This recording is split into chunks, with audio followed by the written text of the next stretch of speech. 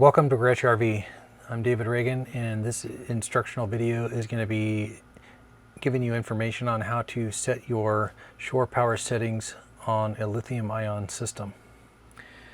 This setting is going to be applicable to any unit that is built January 2023 and newer. If you look at the electrical settings page on your Firefly system, this is the home page. Go to the third icon down on the left hand side is your electrical settings. So on the electrical settings page, what you want to be aware of when you are plugging into your shore power is the shore power setting on the top.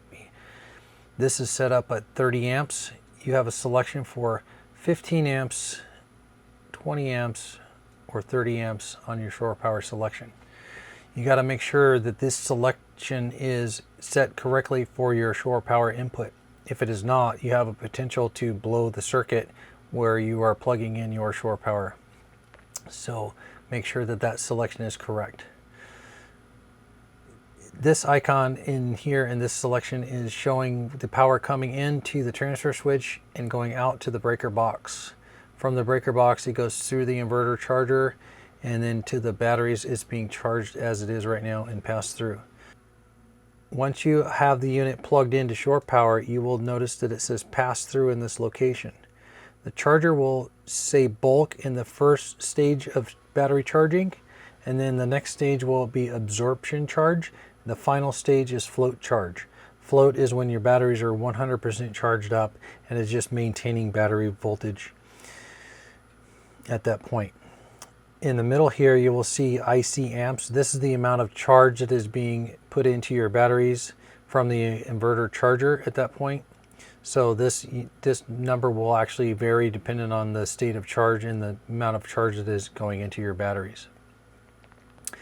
When you are not plugged in, this screen is going to look different. I will here unplug the unit and then I will show you how the screen differentiates between when you're plugged into shore power and or when you are running off of the inverter and back out to your house power. So let me change that over and I'll show you that here shortly.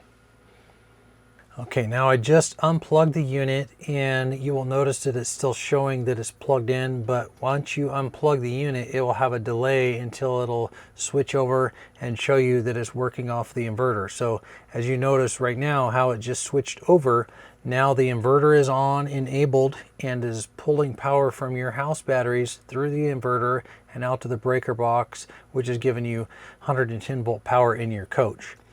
That is only going to give you 110 power in your coach when the inverter is enabled. If you do not use 110 volt power and you do not need to have the inverter on at that point, push this button.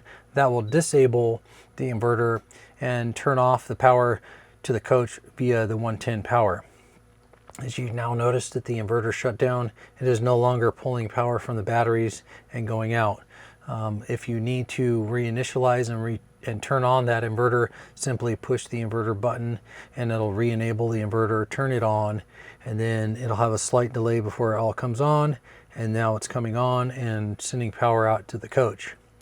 The EMS loads on the top is a delay in the system, and that is your electrical management system. So what that's going to do is it's going to sample the amount of power that is available in the system and start turning these components on. There is a time delay there, so don't be worried if it says in the case right here shed. Eventually that will turn on. It takes about 30 seconds per unit once the system realizes it has enough power to turn the system back on for those particular components.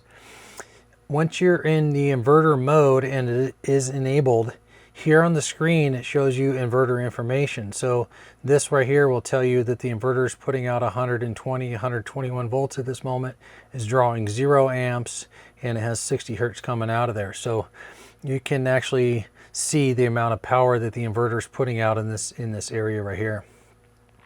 So that is the new program that tells you how your system is operating when you're either plugged into shore power or when the inverter is actually on. So right now it has had the delay. The microwave just turned on. Now here shortly the cooktop will turn on, and then the AC will give you an option so you can actually utilize that as well at the same time. So that is the electrical settings page for your lithium ion system on new units after January in 2023. Thank you for watching, and please like this video and subscribe to our YouTube channel.